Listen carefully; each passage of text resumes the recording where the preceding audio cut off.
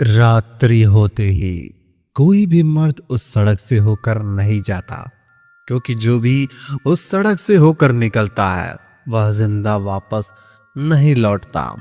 आज भी एक रूह उस सड़क पर कभी भी कहीं भी टहलते हुए मिल जाया करती है। गांव के कुछ लोगों का मानना है कि वह रूह लगभग 300 वर्षों से उसी सड़क पर डेरा जमाए बैठी है। जिस सड़क से होकर रात्रि में आना जाना पसंद नहीं करता कोई। नमस्कार दोस्तों, राउंड अप हॉरर में आप सभी का स्वागत है। मेरा नाम है ऋषि। मैं आप सभी को डरावनी कहानियां सुनाता हूं। आज की कहानी सुनकर आप सभी के रोंगटे खड़े हो जाएंगे। इस कहानी को अगर आप 1 मिनट भी सुनते हैं तो पूरा सुने बिना कहीं भी नहीं जाएंगे। अगर चाहो तो इस चैनल को सब्सक्राइब कर सकते हो। बिना किसी बात के कहानी को शुरू करते हैं। लगभग शाम होने को था और गौचार के करीब था। मुझे गोचर में पढ़ाई के इलाके होते हुए मोहराब से शिव मंदिर जाना था, लेकिन रास्ते में गाड़ी में कुछ तकनीकी खराबी आ जाने के कारण मैं मोहराब समय पर नहीं पहुंचने वाला था। लगभग सूर्य पश्चिम दिशा में अस्त हो चुका था और मेरी गाड़ी मोहराब की ओर गोचर वाली सड़क पर होते हुए तेजी से आगे बढ़ चली रही थी। जैसे ही गाड़ी गोचर के नहर के पुलिया के पास पहुंची, वैसे ही पुलिया के किनारे लगा हुआ एक बड़ा सा साइन बोर्ड पर मेरी नजर चली गई। नीले रंग का साइन बोर्ड पर उजले रंग में लिखा हुआ था, कृपया रात्रि में सड़क पर सफर ना करें। मैंने उस साइन बोर्ड पर लिखे गए हिदायत पढ़कर गाड़ी को पुलिया के पास ही रोक दिया। मुझे यह समझ में नहीं आ रहा था ऐसा क्यों लिखा हुआ है। ऐसा कौन सा बात है जिस कारण जिला प्रशासन ने यहां साइन बोर्ड लगा रखा है। यह सब जानने के लिए मैं गाड़ी के लिए नीचे उतर आया कि देखते हैं आखिर क्या मामला है। तभी सड़क से होते हुए तेज तेज कदमों से चलते हुए कुछ मुसाफिरों को अपनी ओर आते हुए देखा। वो लोग आपस में बातें करते हुए तेज कदमों से चलते हुए इधर उधर चले आ रहे थे। जैसे वो लोग मेरे पास पहुंचे, मैंने उनसे पूछ डाला, भाई साहब, ये जो साइन बोर्ड लिखा हुआ है इसका क्या मतलब है? तब उन्होंने उपयुक्त बातें बताई। इस सड़क पर कोई भी रात्रि में आना जाना पसंद नहीं करता। और उसके बाद जाते जाते मुसाफिरों लोगों ने मुझे भी आगे न जाने का सलाह देते हुए मेरे बगल से निकल पड़े। अब मुझको यह समझ में नहीं आ रहा था कि मैं क्या करूं। साइन बोर्ड पर लिखा हुआ हिदायत से लेकर मुसाफिर के द्वारा बताई गई बातें न मेरे मन में संशय का स्थिति बना दी थी। और इधर धीरे धीरे अंधकार भी चारों तरफ मडराने लगा था। सामने मोहराब के पहाड़ियां दूर दूर तक आकाश की ओर अपना सिर उठाए खड़ी दिखाई दे रही थी। चारों तरफ बढ़ते अंधकार के बीच सड़क के दो और टकीले झाड़ बहुत दूर दूर तक लंबवत चला गया था। जहां पर मैं खड़ा था वहां से लगभग 5 किलोमीटर की दूरी में आगे तक कहीं भी कोई गांव घिनराव नहीं था और न ही कोई शहर ही मिलने वाला था। इस हालत में मेरे पास 2 विकल्प थे, या तो मैं गाड़ी में पीछे ले लूं या नहीं तो आगे चले चलूं। इसी सोच से गाड़ी के पास मैं खड़ा था। सड़क पर एकदम सा सुनसान सी हो गई थी। ठीक मेरे सामने दूर शिक्षित पर 2 तारे पहाड़ी की दिशा में चमकने भी लगे थे। मैं अब ज्यादा देर नहीं कर सकता था, क्योंकि मुझे जल्द से जल्द मोहराब पहुंच जाना चाहता था। मुझे पता था कि मोहराब पहुंचने पर खाने पीने और रहने का बंदोबस्त हो जाएगा। इसीलिए डर और संशय को दिमाग से निकालते हुए मैंने गाड़ी स्टार्ट कर दी। और गाड़ी स्टार्ट करने के कुछ सेकंड के अंदर मैं और गाड़ी गोचर पुलिया को छोड़कर सड़क के मोहराब की ओर तेजी से बढ़ चले। गाड़ी अपने दोनों हेडलाइट को तेज प्रकाश बिखेरते हुए तेजी से आगे बढ़ती चली जा रही थी। मैं गाड़ी को इस तरह चला रहा था जैसे कि कोई जिप्सी न होकर हेलीकॉप्टर हो। सड़क सुनसान सी थी, न कोई व्यक्ति, न कोई जानवर, न ही कोई गाड़ी, एकदम सी खाली खाली सी सड़क। इसलिए मैंने भी गाड़ी को चाल में कोई कमी नहीं का मूड में था। गाड़ी लगभग 2-3 किलोमीटर की दूरी तय कर चुकी थी, परंतु आगे की सड़क की स्थिति ऐसी नहीं थी कि सड़क को तेजी से चलाया जाए। सड़क पर बड़े बड़े गड्ढे थे और कहीं कहीं किनारे पर बड़ा सा पत्थर भी था। इसीलिए स्थिति को देखते हुए मैंने चाल में कोई कमी नहीं दिया, क्योंकि सड़क का हालत पहले से 2 किलोमीटर जैसा नहीं था। गाड़ी पहाड़ी की ओर उबड़ खाबड़ सड़क के किनारे हुई कुछ मिनटों तक आगे बढ़ी थी। एकदम गाड़ी रुक गई। यह क्या? भय और विस्मय के कारण मेरे मुंह से एकाएक शब्द फूट पड़े। मैं कई बार गाड़ी स्टार्ट करने की कोशिश की, लेकिन गाड़ी टस से मस होने के नाम ही नहीं ले रही थी। अब क्या करें, क्या नहीं? एक तो रात्रि हो चली थी, दूसरे में खटारा गाड़ी के बीच पर ऐसी खड़ी हुई, आगे स्टार्ट होने का वही नाम ही नहीं ले रही थी। अब क्या करें, यह सोचकर मैंने दाएं बाएं देखना शुरू किया था। तभी मेरे मन में विचार आया कि क्यों ना गाड़ी को यहीं लॉक करके पैदल ही आगे बढ़ चले। अब कुछ ही दूर तो बाकी है। बस यही सोचकर गाड़ी से मैं उतर पड़ा और गाड़ी को उतरने के बाद पहले अपना बैग को गाड़ी से निकाला और जैसे ही गाड़ी को दरवाजा लॉक करने के लिए सोचा, यह मधुर हंसी की आवाज मेरे कानों में टकराई। मैं तो डर के मारे मानो उछल सा पड़ा, लेकिन अगले ही पल मेरे मन में पता नहीं कहां से हिम्मत आया कि मैं सावधान होकर खड़ा हो गया। देखता हूं वही कोई रूह है जो बेगुनाहों को मारती है। जब जिंदगी खतरे में डाल ही चुका हूं तो एक बार खुद को आजमा कर देख ही लेता हूं। ऐसे भी मौत तो जीवन में एक ही बार आनी है, न तो क्यों ना उस रूह को आज रात साक्षात कर ही लूं। अगर जिंदगी बच गई तो कोई बात नहीं, अगर मौत आ गई तो भी कोई बात नहीं। इतना सोचकर मैं एक बार बड़ा सा 4 फुट का लोहे का सरिया गाड़ी से बाहर निकाला, जो अक्सर गाड़ी में ही पड़ा रहता था। लोहे का सरिया लेकर अब मैं गाड़ी में बैठ गया और अंदर से दरवाजा बंद कर लिया। साथ में गाड़ी की हेडलाइट को बुझा दिया। अब मेरे चारों ओर घना अंधेरा था। कुछ ही देर बाद जंगली बिलार और शियार की आवाज मेरे चारों ओर गूंजने लगी और रह रहकर सन्नाहट भरी हवा पेड़ों से होते हुए निकल जाती। कुछ जंगली जानवर सुनसान सड़क पर धीरे धीरे कर आने जाने लगे थे। रात्रि में जानवरों को चमकती नीली आंखें गाड़ी की ओर झांकती और पुनः गायब हो जाती। लगभग यह सब नजारा देखते हुए लगभग रात्रि के 10 बज गए और उस समय कुछ उंझल सा लग रहा था। मेरी आंखें झप्पी लेने लगी थी।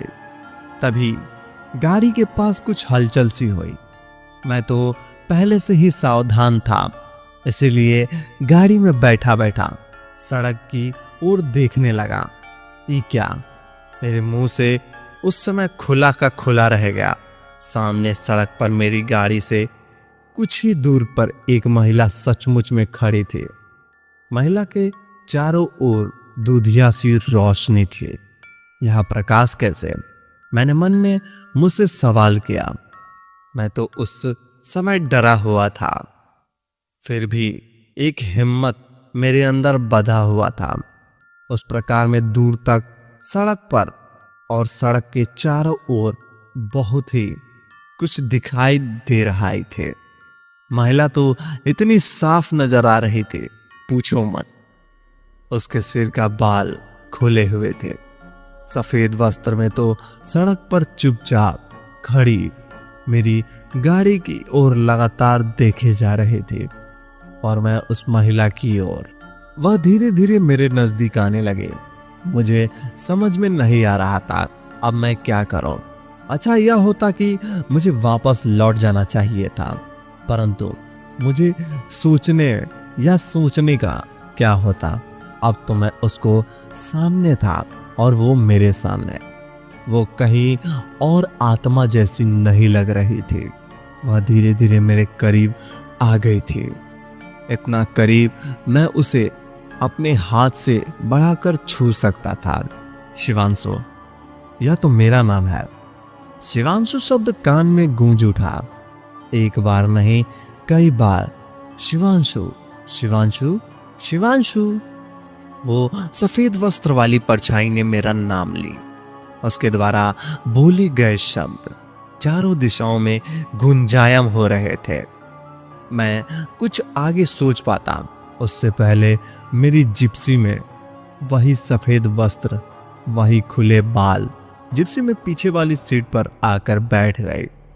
तू अंदर कैसे आई? मेरी आवाज उस समय हलक में फंसा हुआ मालूम हो रहा था और डर के मारे मेरे हाथ में सरिया छूटकर नीचे गिर गए। ऐसा लग रहा था जैसे मेरे चारों ओर दृश्य शक्ति बैठी हुई है। वह मुझे देखकर मुस्कुराती हुई बोली, शिवांशु बेटा, अब मुझको डर कम और अंधविश्वास ज्यादा हो रहा था। जो परछाई कभी स्त्री बन रही थी तो कभी परछाई बन जाती थी, वो मेरा नाम कैसे जान रहे थे? इसलिए मैंने उत्सुकता में आते हुए पूछा, मेरा नाम कैसे जाना? मेरी बातें सुनकर कुछ हिली, उसका चेहरा साफ दिखाई देने लगा।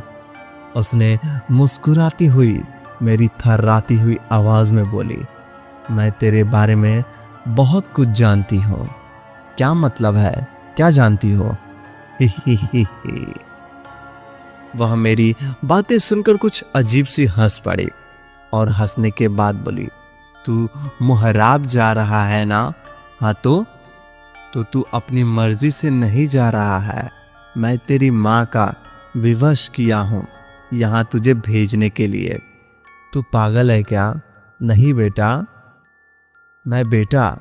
मैं तेरा बेटा कैसे? मुझको इतना बोलना था कि वो स्त्री अपना हाथ मेरी ओर बढ़ाई। उसने हाथ की उंगलियों को नाखून बड़े हुए थे और हाथ देखने में कुछ अजीब सा दिखाई दे रहा था, जो सामान्यतः मनुष्य का तो नहीं होता। ये रुको, क्या कर रही हो? मैंने कुछ पीछे हटते हुए बोला।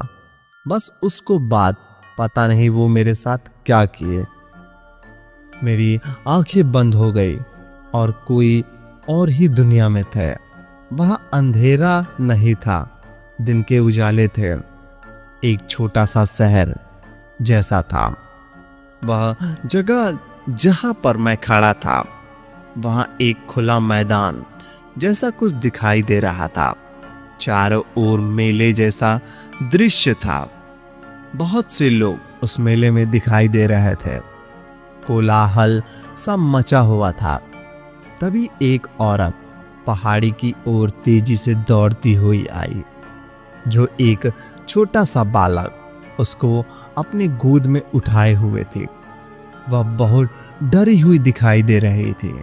डर के मारे वह बार बार पीछे की ओर मुड़कर देखती और देखने के बाद तेज तेज कदमों से शिव मंदिर की ओर बढ़ती चली जा रही थी। वह लगातार शिव मंदिर की ओर बढ़ती जा रही थी। शिव मंदिर के पास पहुंचते ही उस महिला ने अपनी गोद में लिए हुए बच्चे को शिव मंदिर के पास रखने वाली थी। तभी वहां से एक और दूसरी महिला पहुंच जाती है। क्यों बहन, इतना क्यों डरी हुई है, क्या बात है? दूसरी महिला ने सावलिया नजरों में देखते हुए बोली, बहन, मेरा नाम गायत्री है और ये मेरा बेटा है जिसका नाम शिवांशु है। प्लीज आप इसको कुछ देर के लिए अपने पास रखिए। कुछ लोग इसके पीछे लगे पड़े हैं। इतना बोलकर गायत्री ने आंखों में आंसू लिए हुए शिवांशु की ओर देखी और देखती हुई बोली, बेटा कुछ देर के लिए आंटी के पास रहो, मैं जल्द ही आ रही हूँ। और फिर इतना बोलकर गायत्री भीड़ में कहीं गायब हो गई और लौटकर वापस बहुत देर तक नहीं आई। तब दूसरी महिला ने बेचैन होते हुए अपने पति को बुलाई, जो मंदिर में शिव भगवान की पूजा कर रहे थे। अजी सुनते हो, मंदिर में पूजा करने वाले व्यक्ति को लगभग पूजा समाप्त हो गई थी। वह पूजा स्थल से लगभग उठने ही वाला बोल पड़ा, आ रहा हूं भद्रे। इतना बोलने के लिए कुछ सेकंड के बाद पूजा करने वाले व्यक्ति मंदिर से बाहर था। मंदिर के बाहर आते ही वह अपनी पत्नी से बोल पड़ा, ये बालक किसका है भद्रे?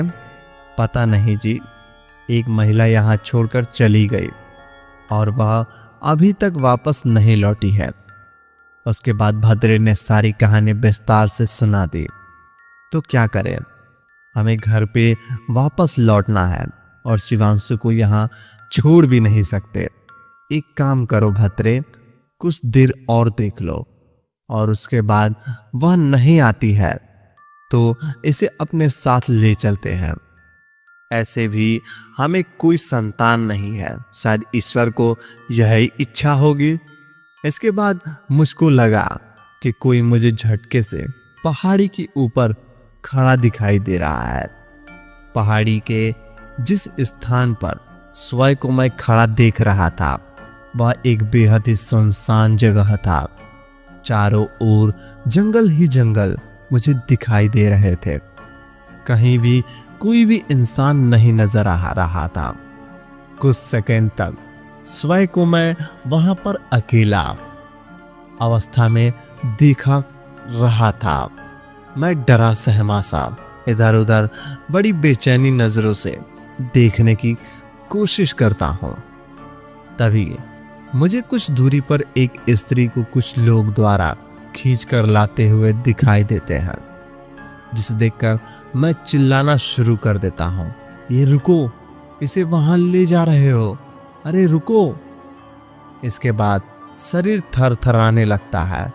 मैं पसीने से तरबदर हो जाता हूं और उसके बाद लगता है कोई झकझोर कर मुझे गहरी नींद से जगा दिया। जगाने के बाद मैं मोहराब को नजदीक स्वयं को पाता हूं। बहुत ही प्रथम मालिमा मेरे चेहरे पर पड़ता है। सामने वही खुला सा मैदान दिखाई दे रहा था जिसे मैं स्वप्न में देख रहा था, और वही शिव मंदिर भी। मेरा दिमाग सन्न रह जाता है। मुझे यह समझ नहीं आता है कि जीवन में ऐसा पहले मोहराब आया हूं, लेकिन स्वयं में देखा हुआ हूबहू वही स्थान कैसे हो सकता है? क्या मुझे उस रूह से कोई रिश्ता है? और फिर 2 किलोमीटर पहले ही नहीं, कैसे हो सकता है? मेरा मन मुझसे कई बार कई सवाल करने लगा था और उस सवालों का कोई जवाब नहीं मिल रहे थे। बार बार दिमाग में यही बात आ रही थी, क्या स्वयं में देखा हुआ वह बालक मैं ही था? दोस्तों, अगर आपको क्या लगता है कमेंट करके बताइए, और ऐसी ही और डरावनी कहानी सुनने के लिए मेरे चैनल को सब्सक्राइब कर लीजिए ताकि हमारी आने वाली कहानियां सबसे पहले आप तक पहुंचे। धन्यवाद।